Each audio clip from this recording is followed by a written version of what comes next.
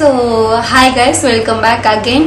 ఏంటి thumbnail కి getup కి సంబంధం లేదని చూస్తున్నారా? ఏం లేదు, లాస్ట్ దక్షిణేశ్వర్ వీడియో ఉంది కదా, సో నేను అన్ని వ్యూస్ ఎక్స్పెక్ట్ చేయలేదు. సో అందుకని మీకు ఒకసారి మనస్ఫూర్తిగా థ్యాంక్ యూ చెప్దామని వచ్చాను. Thank you so much. నేను అన్ని వ్యూస్ ఎక్స్పెక్ట్ చేయలేదు. Thank you for watching my video. అసలు అన్ని వ్యూస్ వస్తాయని అనుకోలేదు, వచ్చాయి.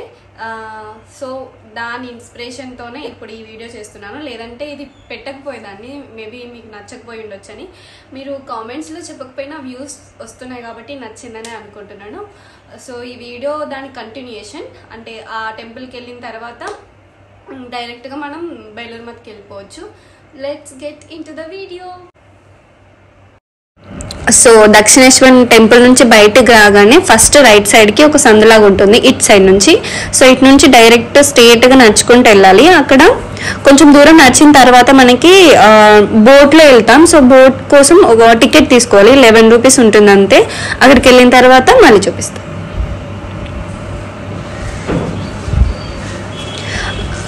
ఇదే ఇక్కడే మనం ఏంటి టికెట్ తీసుకుంటాం. బోట్కి 11 రూపీస్ ఉంటుంది ఈచ్ పర్సన్. టికెట్ తీసుకున్న తర్వాత ఇటు సైడ్ వెళ్ళాలి. ఇక్కడ ఒక పర్సన్ కూర్చుంటారు, మనం తీసుకున్న టికెట్ అని చూపిస్తే చూసి మనం లోపలికి పంపిస్తాడు. సో ఇక్కడ వీళ్ళందరూ కూర్చున్న వాళ్ళందరూ నెక్స్ట్ బోట్ కోసం వెయిటింగ్ అన్నమాట. అటు నుంచి వచ్చే బోట్ కొంతమందిని తీసుకొని వస్తుంది, అంటే ఆల్రెడీ బేలూరు మత్ చూసిన వాళ్ళని తీసుకొని వస్తుంది. వాళ్ళు దిగిన తర్వాత మనం మళ్ళీ అందులో ఎక్కాలి. సో బోట్ వచ్చే వరకు ఇక్కడ వెయిట్ చేస్తున్నాం. ఈ బ్రిడ్జ్ నుంచి వెళ్తాం. సో బోట్ వచ్చేసింది. అందరు చాలా ఫాస్ట్గా వెళ్తున్నారు అసలు, ఎందుకంటే సీట్ దొరకకపోతే నిల్చొని వెళ్ళాలి. ఇక్కడ ఇప్పుడు టికెట్స్ తీసుకున్న వాళ్ళందరూ ఈ బోట్లోనే వెళ్తారు కాబట్టి సీట్ లేకపోతే ఎలా అయినా నిల్చొని వెళ్ళాలి. అందుకని ఫాస్ట్గా వెళ్తున్నారు. మేము కూడా వెళ్ళాం. లక్కీగా మాకు సీట్ దొరికింది. అండ్ ఎండాకాలం కాబట్టి కొంచెం తక్కువ మంది జనాలు ఉన్నారు. అదిగో వచ్చేస్తుంది మన బోట్, అందులోనే మనం ఎక్కేది.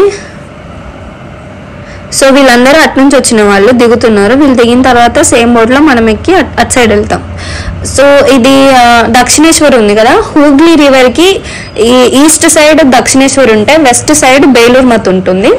సో ఇది గుర్తుపెట్టుకుంటే ఇటు నుంచి అటు వెళ్ళాలి మనం. మధ్యలో రివర్. బాగుంటుంది జర్నీ, ఈ బోట్ జర్నీ నాకైతే చాలా నచ్చింది. ఇది సెకండ్ టైం నేను వెళ్ళడం. ఫస్ట్ టైం నా కోసం వెళ్ళాను, సెకండ్ టైం మీకు చూపించడం కోసం వెళ్తున్నాను.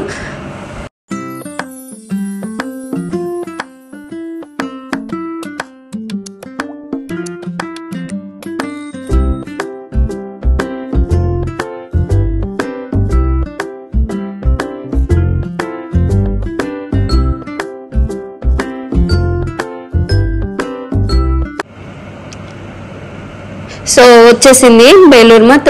ఇటు దిగి ఇటు సైడ్ దిగి వెళ్ళడమే, ఇంకా నడుచుకుంటూ వెళ్ళాలి. ఇక్కడ కూడా మళ్ళీ బ్రిడ్జ్ దాటి రైట్ సైడ్ సేమ్ ఇక్కడ వేటు బేలూరు మత్ ఉంది కదా, అటు నుంచి నడుచుకుంటూ వెళ్ళాలి. అందరూ నడుస్తుంటారు మన ముందు, చాలా మంది వస్తారు. సో వాళ్ళతో పాటు నడిచేయడమే. సో ఇదే గాయస్ బేలూరు మత్ ఎంట్రన్స్. లోపల చాలా బాగుంటుంది.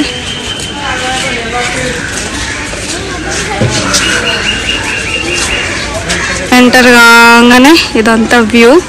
అండ్ ఇటు పక్కన అక్కడ దక్షిణేశ్వర్లో చూసాం కదా, అదే నది ఇక్కడ కూడా ఉంటుంది, హూగ్లీ నది. చాలా ఇంట్రెస్టింగ్ బిల్డింగ్స్ ఉంటాయి. సరే ఒక్కొక్కటి చూద్దాం. ఫస్ట్ అయితే అది మెయిన్ టెంపుల్. సో ఫస్ట్ ఈ టెంపుల్ టైమింగ్స్ తెలుసుకుందాం. ఫస్ట్ మార్నింగ్ 6:30 నుంచి 11:30 వరకు ఉంటుంది. అండ్ ఆఫ్టర్నూన్ 4 నుంచి మళ్ళీ నైట్ 9 PM వరకు ఉంటుంది.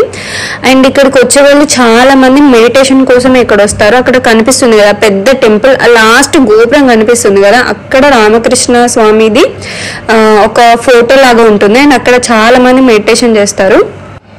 అండ్ ఈ టెంపుల్ 1897 జనవరిలో స్వామి వివేకానంద ఈ టెంపుల్ని కట్టించారు. అండ్ ఇదే హెడ్ క్వార్టర్స్ లాగా అయిపోయింది అన్ని మఠాలకి. ఈ బేలూరు మతే ప్రస్తుతం హెడ్ క్వార్టర్స్. అండ్ ఈ రామకృష్ణ మూమెంట్ జరిగినప్పుడు ఈ బేలూరు మత్ ఉంది కదా, ఇదే హార్ట్ ఆఫ్ దట్ మూమెంట్ అని చెప్పొచ్చు. అంటే నేను కూడా తెలుసుకున్నాను. ఇది ఎప్పుడు కట్టారంటే స్వామి వివేకానంద కొలంబో నుంచి ఇండియాకి వచ్చిన తర్వాత కొంతమంది శిష్యులతో కలిసి 2 ప్లేసెస్లో కట్టారంట మఠాలు. అందులో ఫస్ట్ ప్లేస్ ఇది బేలూరు మత్, తర్వాత ఇంకొకటి హిమాలయాల్లో ఉంటుంది, మాయాతి హిమాలయాస్ ఉత్తరాఖండ్లో. దాని పేరు అద్వైత ఆశ్రమంగా ఇప్పుడు కొనసాగుతుందన్నమాట. ఇక్కడ మనకి బేలూర్ మత్ లాగా అక్కడ అద్వైత ఆశ్రమ. సో బేలూర్ మత్ ఆర్కిటెక్చర్ పెట్టింది పేరు. దీని స్పెషాలిటీ ఏంటంటే అన్ని రిలీజియస్ని యూనిటీగా చూపిస్తుంది, హిందూ, ఇస్లాం, బుద్ధిస్ట్ అండ్ క్రిస్టియన్. అసలు ఇది ఎందుకు కట్టారంటే వేరు వేరు మతాల భిన్నత్వాన్ని స్వీకరించి సెలబ్రేట్ చేసుకోవడానికి కట్టారు. ఇక్కడ వేరు వేరు ప్లేసెస్లో నిల్చొని చూస్తే మనకి టెంపుల్, చర్చ్ అండ్ మసీద్ లాగా కనిపిస్తుందంట ఈ టెంపుల్. అండ్ ఇది కట్టించింది స్వామి వివేకానంద, కట్టింది వివేకానంద వాళ్ళ బ్రదర్ స్వామి విజ్ఞానంద. వివేకానంద గారి ఆలోచనల సూచనలతో ఆయన కన్స్ట్రక్ట్ చేశారంట. అండ్ ఇక్కడ ఒక్కొక్కరికి ఒక్కొక్క సపరేట్ గుడి ఉంటుంది. అంటే స్వామి వివేకానందకి, విజ్ఞానందకి అండ్ స్వామి రామకృష్ణ స్వామికి సపరేట్గా గుళ్ళు ఉంటాయి. అండ్ ఇది ఈ మార్గం ఉంది కదా, ఇది రామకృష్ణ మ్యూజియంకి దారి. ఇటు నుంచి కొంచెం దూరం నడుచుకుంటూ వెళ్తే అక్కడ ఒక మ్యూజియం ఉంటుంది, చాలా పీస్ఫుల్గా ఉంటుంది. అండ్ ఫోన్స్ అయితే చాలా స్ట్రిక్ట్గా బ్యాన్ చేశారు. ఇది మెయిన్ టెంపుల్ ఉంది కదా, దాని ఫ్రంట్ వ్యూ. ఇది ఇందాక సైడ్ నుంచి చూసాం కదా, ఇది ఫ్రంట్ వ్యూ. ఎంత బాగుందో కదా ముందు నుంచి వ్యూ, చాలా బాగుంది. అండ్ ఇదే శ్రీ రామకృష్ణ ఆలయం 1938లో మకర సంక్రాంతి రోజున జనవరి 14న ప్రతిష్ఠించబడిందంట ఈ టెంపుల్. అండ్ ఈ ప్లేస్ ఉంది కదా, ఇది స్వామి వివేకానంద గారు ఉండే ప్లేస్. ఈ చెట్టు కింద తను ధ్యానం చేసేవారని అక్కడ రాసిపెట్టుంది. వీడియో తీయడానికి చాలా కష్టపడ్డాను, ఎందుకంటే దాని చుట్టూ సెక్యూరిటీ గార్డ్ ఉన్నారు. సో ఈ వీడియో ఖచ్చితంగా తీయాలని అనుకున్నాను. ఈ చెట్టు 120 years బ్యాక్ దంట. అండ్ ఇందాక నేను రామకృష్ణ మ్యూజియం అని చెప్పాను కదా, అక్కడ స్వామి వివేకానంద గారివి అండ్ రామకృష్ణ గారివి సంబంధించిన చాలా వస్తువులు ఉన్నాయి. పెన్స్, వాళ్ళు యూజ్ చేసిన టూత్ బ్రష్ కాడ నుంచి డ్రెస్సెస్ అండ్ వాళ్ళు రాసిన లెటర్స్ అండ్ వాళ్ళు ఉన్న నిజంగా వాళ్ళు ఏ ప్లేసెస్ అయితే ఉంటారో అవన్నీ రియల్గా క్రియేట్ చేసి పెట్టారు అక్కడ. మీరు వెళ్తే ఖచ్చితంగా చూడండి. అండ్ వీడియో తీయడానికి అస్సలు లేదు, వాళ్ళు ఫోన్ స్విచ్ ఆఫ్ చేస్తేనే లోపలికి రమ్మంటున్నారు. అండ్ దాని టికెట్ 5 to 10 rupees ఉంటుంది అంతే. ఈసారి వెళ్ళినప్పుడు ఖచ్చితంగా చూడండి. అండ్ నేను చాలా మ్యాటర్ కవర్ చేయలేకపోయినా, ఎందుకంటే వీడియోలో చాలా షార్ట్గా ఉంటుంది కాబట్టి. సో అంతే, this is it for today. Thank you so much for watching my videos and please do subscribe and like, share. Thank you guys. Bye. Happy weekend.